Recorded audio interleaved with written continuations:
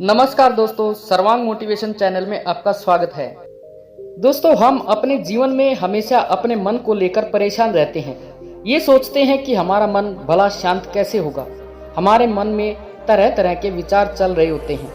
हम काम कुछ करना चाहते हैं, लेकिन हमारा मन हमसे कुछ और ही काम करवा लेता है। इससे पहले कि आप अपने मन को शांत करने का प्रयास करें, ये जानना जरूरी है कि मन का व्यवहार शांत होने वाला है या नहीं।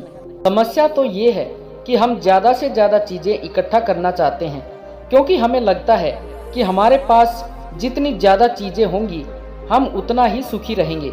लेकिन वास्तविकता तो ये है कि बाहर की किसी भी चीज़ में कोई सुख नहीं है और ना ही उनमें कोई दुख है। और यही कारण है कि जब हम किसी चीज़ के पीछे भाग रहे होते हैं, जब हम कोई चीज़ पाना चाहते हैं, तो उसे पाकर हमें पल भर के लिए खुशी तो मिलती है, हम उस खुशी का एहसास नहीं कर पाते। वह खुशी दुख में परिवर्तित हो जाती है और इसी प्रकार से हम एक चीज से दूसरी चीज और दूसरी चीज से तीसरी चीज के पीछे भागते हैं, क्योंकि हमें ऐसा ही लगता है कि यदि हम वह चीज पा लेंगे तो हम सुखी हो जाएंगे। लेकिन वास्तविकता में वही सुख हमारे दुख का कारण बन जाता है, जिस कारण हमारा मन बेचैन रहने लगता है। हम उसी चीज को पाने के लिए तरह तरह के उपाय करते रहते हैं, जिस कारण हमारा मन और भी बेचैन होने लगता है और ये बेचैनी धीरे धीरे चिंता का रूप ले लेती है और हमारा मन पूरी तरह से अशांत हो जाता है। हमें कुछ भी अच्छा नहीं लगता। हमें लगता है कि जो कुछ हमने मांगा था उसका उल्टा हो रहा है, सब कुछ हमारे विपरीत जा रहा है। और फिर हम अपने मन को शांत करने के लिए ध्यान करना शुरू करते हैं, क्योंकि एक ध्यान ही वह मार्ग है जो हमें ज्ञान की ओर ले जाता है। वह हमें ये बताता है कि बाहर किसी भी चीज में कोई सुख नहीं है और ना ही दुख है। दुख और सुख तो हमारे मन का भ्रम है।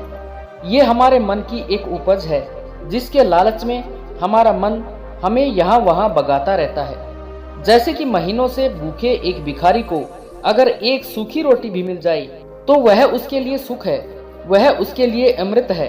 और ठीक उसी के विपरीत यदि किसी धनवान के घर पर 56 प्रकार के भोग भी बन जाएं, तब भी वह उसे खाकर दुखी ही रहेगा। आज की जो कहानी है उसके माध्यम से आप ये समझ पाएंगे कि हमारे मन की स्थिति क्या है और हम इसे कैसे नियंत्रित कर सकते हैं। तो चलिए बिना किसी देरी के कहानी शुरू करते हैं। एक समय की बात है, एक गांव में एक युवक रहता था जिसका मन बहुत ही अशांत रहता था। वह हमेशा तनाव में रहता। वह अपने मन को शांत करना चाहता था, लेकिन उसे कोई भी उपाय नजर नहीं आ रहे थे। उसके जीवन में कई प्रकार के दुख थे, जिनके कारण वह हमेशा तकलीफ में रहता, तनाव में रहता। एक दिन उसे पता चला कि उसके गांव में एक बौद्ध भिक्षु आए हुए हैं, जो सभी को दुख और सुख पर उपदेश दे रहे हैं। वह युवक तुरंत ही घर से निकला और उनके आश्रम जा पहुंचा। वहां पर पहुंचने के बाद उस युवक ने देखा कि वह बौद्ध भिक्षु सभी गांव वालों को उपदेश दे रहे थे। बौद्ध भिक्षु कह रहे थे कि सभी के जीवन में कोई ना कोई सुख और दुख तो आता ही रहता है, जिस कारण हमारा मन बहुत अशांत रहता है। और एक अशांत मन इस दुनिया का कोई भी सुख नहीं ले सकता, फिर चाहे उसे पूरी दुनिया की धन दौलत ही क्यों ना मिल जाए, वह उसे पाकर भी दुखी ही रहेगा। परंतु जिस व्यक्ति का मन शांत है, उसके पास चाहे कुछ भी हो या ना हो, वह हर छोटे पल का आनंद ले सकता है। वह हर पल को खुशी खुशी जी सकता है। इस दुनिया का और इस जीवन का परम सुख भी प्राप्त कर सकता है। इतना कहकर उन बौद्ध भिक्षु ने अपना प्रवचन समाप्त कर दिया और वापस आश्रम की ओर लौट गए। युवक भी उनके पीछे पीछे आश्रम पहुंच गया और इस युवक ने उन बौद्ध भिक्षु से कहा कि हे गुरुवर, अभी कुछ देर पहले आप उपदेश दे रहे थे कि एक शांत मन हर पल का आनंद ले पाता है, हर पल को सुखी सुखी जी पाता है। लेकिन इस दुनिया में सभी के पास मन है और सभी के मन अशांत हैं। तो ऐसे में भला अपने जीवन को कोई सुखी सुखी कैसे जी सकता है? इस दुनिया में शांत मन किसी के पास नहीं है। मेरे पास भी एक ही मन है और वह भी शांत नहीं है। गुरुवर, क्या आप बता सकते हैं कि मैं इस मन को कैसे शांत करूं? तभी बौद्ध भिक्षु ने उस युवक को ध्यान के बारे में समझाया, ध्यान के फायदे बताए और उसे कहा कि बेटा, ध्यान करने से हमारा मन शांत हो जाता है, हम विचारों के दलदल से बाहर आने लगते हैं और इसी कारण हमारे जीवन में सुख उत्पन्न होने लगता है। यदि तुम भी अपने जीवन में सुखी होना चाहते हो, अपने मन के इन विचारों के दलदल से बाहर निकलना चाहते हो, तो तुम्हें ध्यान करना चाहिए। तुम्हें ध्यान का अभ्यास करना चाहिए, क्योंकि यही वह मार्ग है जो तुम्हारे मन को शांत कर सकता है और तुम्हें सही राह पर ला सकता है। उस युवक ने उन बौद्ध भिक्षु की बात मान ली। उस युवक ने उस बौद्ध भिक्षु को प्रणाम किया और वापस घर चला गया। घर पहुंचने के बाद उसने ध्यान करना शुरू किया। वह रात भर ध्यान करता रहा, लेकिन उससे उसे कोई लाभ नहीं हुआ। इस कारण वह अगली सुबह फिर से उन बौद्ध भिक्षु के पास पहुंचा और उन बौद्ध भिक्षु से कहता है कि हे गुरुवर, आपके कहे अनुसार मैंने रात भर ध्यान किया, लेकिन उससे मुझे कोई लाभ नहीं मिला। मेरा मन तो अभी भी अशांत है। आप तो कह रहे थे कि ध्यान करने से हमारा मन शांत हो जाता है। तभी वह बौद्ध भिक्षु उस युवा से कहते हैं कि ध्यान कोई एक बार करने की चीज नहीं है, यह तो अभ्यास है और धीरे धीरे समय के साथ मन शांत होता जाएगा। इस पर वह युवक कहता है कि हे गुरुवर, मेरे पास इतना समय नहीं है, मुझे कोई ऐसा मार्ग बताइए जिससे जल्दी जल्दी मेरा मन शांत हो जाए और मैं खुशी खुशी अपना जीवन जीने लग जाऊं। ऐसे तो मेरा बहुत समय बर्बाद हो जाएगा। मुझे कुछ ऐसा बताइए गुरुदेव, जिससे मेरा मन आज के आज और अभी शांत हो जाए, जिससे मैं सुख की अनुभूति कर पाऊं, मुझे सुकून मिले। उस युवक की ये बात सुनकर बौद्ध भिक्षु मुस्कुराने लगे। उन्होंने उस युवक से कहा, बेटा, मेरे पास तुम्हारे लिए कुछ ऐसा है जिससे तुम्हारा मन अभी के अभी शांत हो जाएगा। इतना कहकर वह बौद्ध भिक्षु अपने आश्रम में गए और अंदर से एक घड़ा लेकर आए और उस युवक को थमाते हुए कहते हैं कि जाओ और पास की बह रही उस नदी से इस घड़े में पानी भर कर ले आओ। उन बौद्ध भिक्षु के इतना कहने के बाद उस युवक ने वह घड़ा हाथ में ले लिया और नदी की तरफ जाने लगा। उसके बाद मन ही मन सोच रहा था कि लगता है ये गुरु पागल हैं, इन्हें कुछ नहीं पता, भला यह घड़ा मेरे जीवन में शांति कैसे ला सकता है, यह मेरे मन को शांत कैसे कर सकता है। लेकिन उसके पास और कोई रास्ता नहीं था, जिस कारण उसने घड़ा लिया और पास वाली नदी के पास पहुंच गया। उसने उस नदी में से उस घड़े में पानी भरना शुरू किया, लेकिन जैसे ही उस व्यक्ति ने उस घड़े को नदी से बाहर निकाला तो उस युवक ने देखा कि उस घड़े के चारों ओर छोटे छोटे छेद हैं, जिसमें पानी तेजी से बाहर की ओर निकल रहा है। उसने लगातार कई प्रयास किए, लेकिन बार बार कोशिश करने के बाद भी वह उस घड़े को पूरा नहीं भर पाया और थक हार कर उन बौद्ध भिक्षु के पास वापस लौटा और क्रोधित होकर बोला कि हे गुरुवर, आपने यह कैसा घड़ा दिया, इसके चारों ओर तो छेद हैं, भला मैं इसमें पानी कैसे भर सकता हूँ। जब भी मैं पानी भरता हूँ, इस घड़े के छेदों में से सारा पानी बाहर निकल जाता है। इस घड़े को मैं पूरा नहीं भर सकता। तभी वह बौद्ध भिक्षु उस युवक को शांत करते हुए कहता है कि बेटा, शांत हो जाओ, तुम्हें तुम्हारे प्रश्न का जवाब ही तो दे रहा हूँ, और यदि तुम क्रोधित अवस्था में इस जवाब को सुनोगे तो इसे समझना तुम्हारे लिए मुश्किल हो जाएगा। इसलिए शांत हो जाओ और मेरी बात समझने का प्रयास करो। यह जो घड़ा है मैंने तुम्हें दिया है, इसे अपना मन समझो, और मन केवल दो ही प्रकार से शांत हो सकता है। पहला ये कि तुम उसे लबालब पूरा भर दो और उसमें कुछ भी और आने जाने की जगह ना बचे। क्या तुम इस घड़े को इस प्रकार से भर सकते हो? इस पर वह युवक कहता है कि हे गुरुवर, मैं इस घड़े को लबालब नहीं भर सकता, क्योंकि जब भी मैं इसमें पानी भरता हूँ सारा पानी तो छेद से बाहर निकल जाता है। तभी वह बौद्ध भिक्षु उस युवक से कहते हैं कि ठीक इसी तरह हम भी अपने मन को कभी नहीं भर सकते। हम जितना इसमें डालते जाएंगे वह सब कुछ हमारे शरीर के द्वारा बाहर आता रहेगा, फिर चाहे वह क्रोध हो, प्रेम हो या फिर दया। हम जो भी अपने अंदर जाने देते हैं वही हमारे अंदर से बाहर भी आता है। और इसलिए मैंने तुम्हें छेद वाला घड़ा दिया, क्योंकि ये हमारे मन जैसा है, और जब हम इस मन को बस भरना चाहते हैं तब तुम अपना समय बेकार कर रहे हो। क्या तुम्हें एक पल के लिए भी ये नहीं सोचा कि इसी प्रकार तो तुम अपने मन को भरने में लगे हुए हो? क्या इससे तुम्हारा समय बर्बाद नहीं हो रहा? क्या इससे तुम्हारा जीवन बर्बाद नहीं हो रहा? क्योंकि जिस भी चीज से तुम अपने मन को भरोगे वह तो बाहर निकल ही जाएगा। उस युवक को अपनी गलती का एहसास हुआ। वह तुरंत उन बौद्ध के चरणों में गिर गया और उन बौद्ध भिक्षु से कहता है कि हे गुरुवर, आपने सच कहा। मैंने कभी भी इसके बारे में नहीं सोचा कि मैंने अपना जीवन अपने आप ही बर्बाद कर रखा है। ठीक है, मैं तो इस बात से अनजान था, लेकिन आज आपने मेरी आंखें खोल दी। परंतु गुरुवर, अगर ये मन को पूरी तरह भरने का पहला तरीका मन को शांत नहीं कर सकता, तो मन को शांत करने का दूसरा तरीका कौन सा है?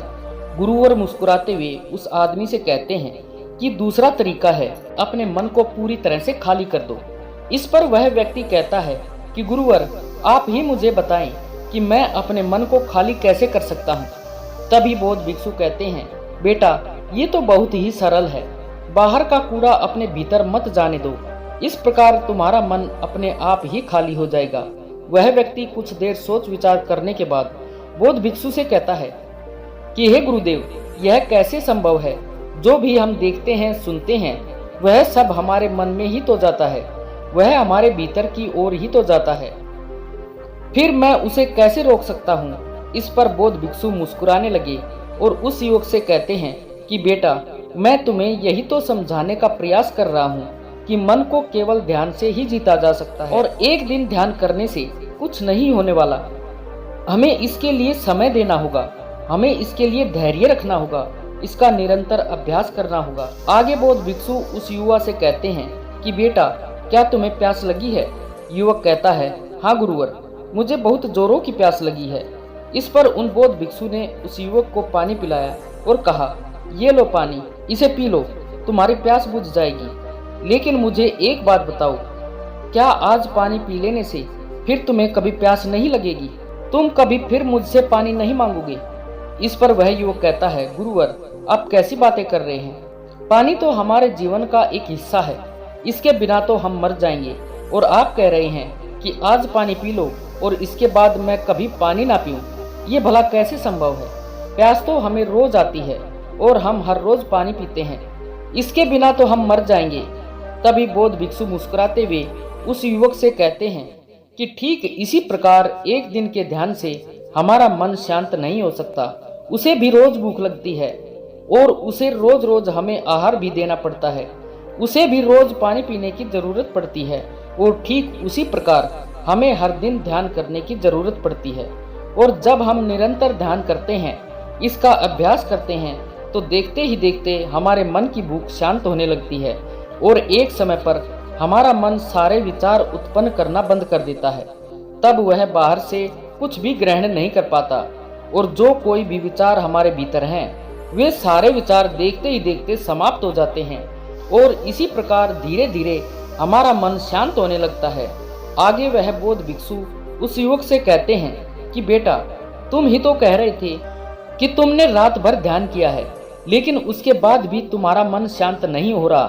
बेटा, तुम चाहो तो 1 घंटे के लिए ध्यान कर सकते हो, चाहो तो पूरा दिन भर तुम ध्यान करो, लेकिन इसका लाभ तुम्हें उतना ही मिलेगा।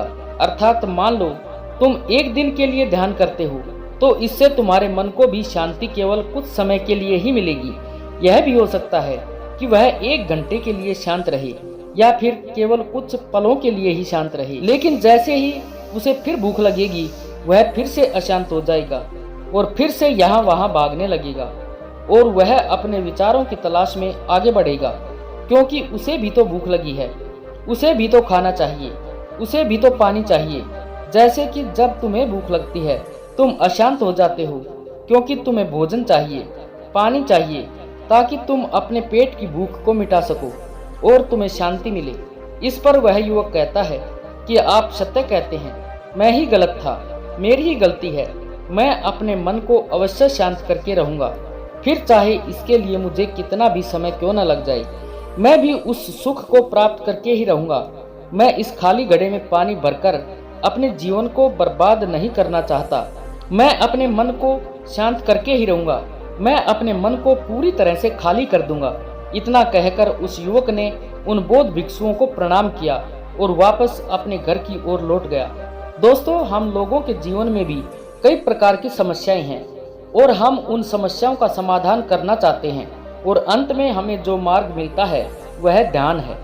हम ध्यान तो करना चाहते हैं, लेकिन हम उसके परिणाम को तुरंत पाना चाहते हैं। जब हम शुरू में ध्यान करते हैं तो हमें उसका कुछ भी लाभ नहीं मिलता और हमें लगता है कि यह व्यर्थ है, इससे हमें कोई भी फायदा नहीं होने वाला, क्योंकि हमें तो सब कुछ जल्दी जल्दी चाहिए।